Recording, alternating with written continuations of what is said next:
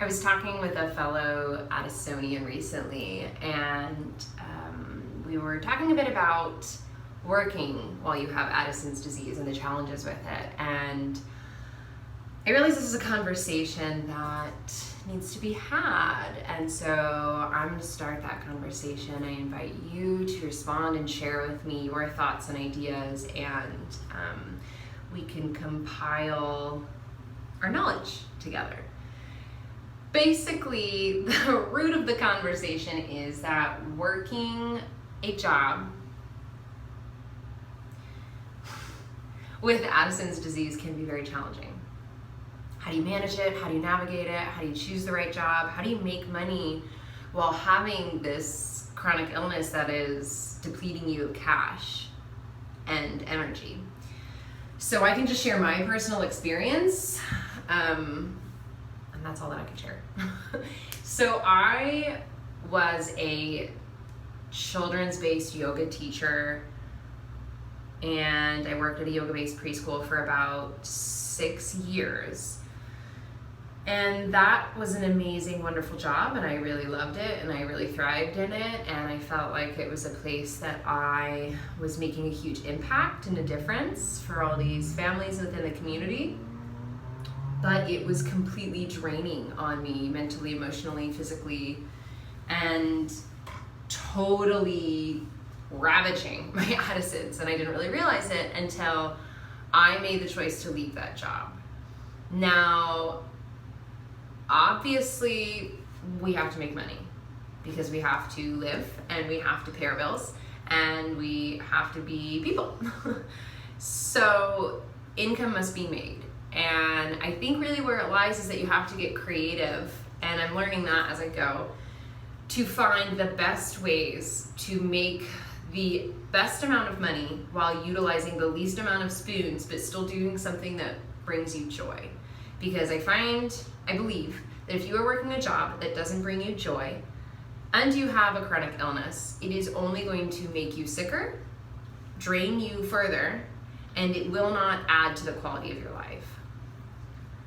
So what I've done is I'm kind of just making things up as I go, and I have been working really hard and trying to manage my time and energy in ways that are going to best benefit me financially and physically. So since leaving my job, I have transformed into kind of being my own boss, and that's been really beneficial for a million reasons. Number one, it's great to be able to dictate your own schedule, and it's nice to not have to report to people in a way, shape, or form, because no matter where you work, even if you love your job, there's going to be stressful components, especially if your job is physically demanding and emotionally demanding, as working in a preschool was. So that was too much of a toll on my body. So I'm going to share what I'm doing now and what's working. And obviously, by no way, shape, or form am I making a lucrative amount of money. I'm just making enough to get by, and I am thriving in my body, mentally and physically. And I think it's really important to share because I want all my other friends with chronic illnesses to support their health in the best way possible.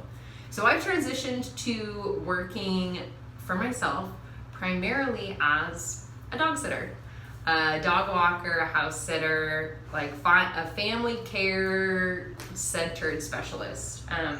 House sitting and dog sitting has become my main jam, and I absolutely love it because I get so much love from little friends or big friends, and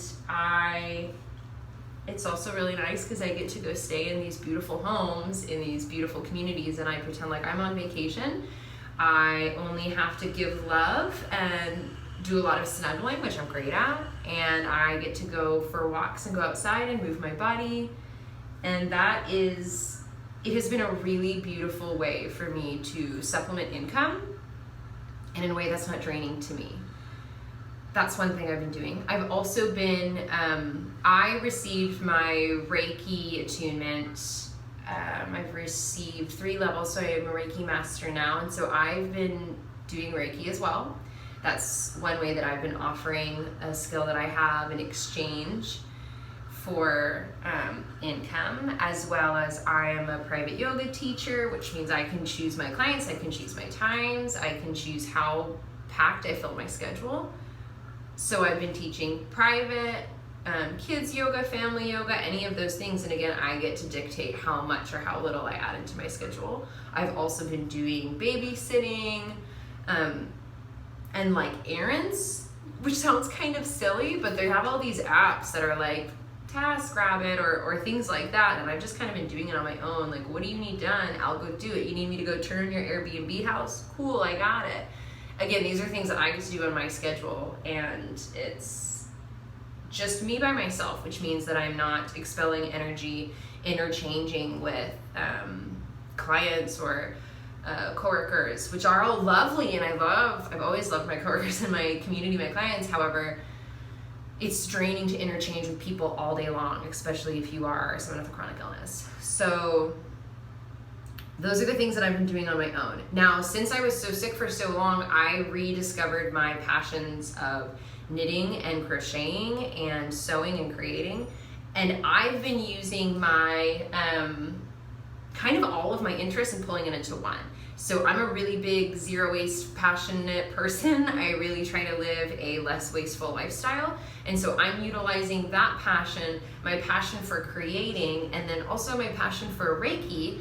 And I've created my own little business called Stitch and Spoonie, where I am, my thing is that it's reduce, reuse, Reiki infuse. I'm taking secondhand materials from either the Austin Creative Recycle Center, or they've been donated to me, or things that were once going to be maybe added into the landfill. I'm taking those materials, I'm making into something new, I'm infusing it with Reiki, and then selling it and sending it back out into the world for its highest and greatest good. So that's something that I'm passionate about and I love doing. It is a very passive activity, and it supports my healing and my finances. So obviously this isn't gonna work for everyone, but what I'm trying to highlight is that I took things that I love animals, I love teaching yoga still, I love sharing magic, I love making things, I love helping others. I've taken those things, highlighted the areas that I am talented in, I guess, or gifted in, and then sharing those gifts in an exchange for finances, and it's supporting me at this point. Is it gonna be forever? I don't know, but it's working right now, and I'm feeling good physically, mentally, emotionally, and I think it's really important. I knew how draining my job was, but I didn't really know, and by know I mean feel, how draining my job was until I fully removed from that situation, and I was able to go, oh my God, my body has so much more potential to do and feel and think and process, and now I'm really giving myself that opportunity to do those things. So I guess what I'm saying is, if your current job is robbing you more than giving you, it might be time to reevaluate the situation.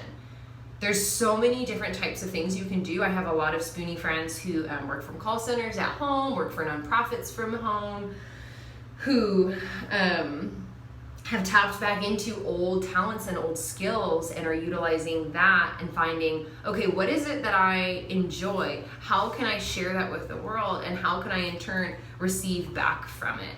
Because yeah, we still have to have jobs and we have to be able to pay things, but we do need to be able to enjoy the quality of life that we have. And if we can amplify our body's ability, why not tap into that? So that's what I'm doing. That's what's working for me. I don't know how long it's gonna work, but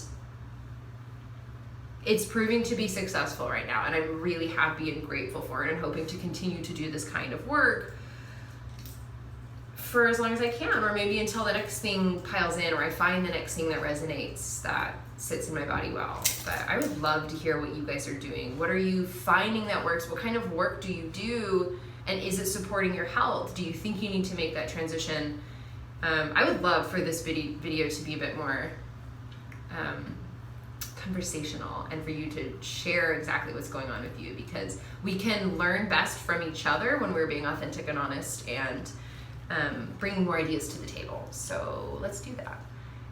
But as always, thank you guys so much for being here and sharing your time and energy, sending you so much light and love and all the spoons, and I hope you have a wonderful day.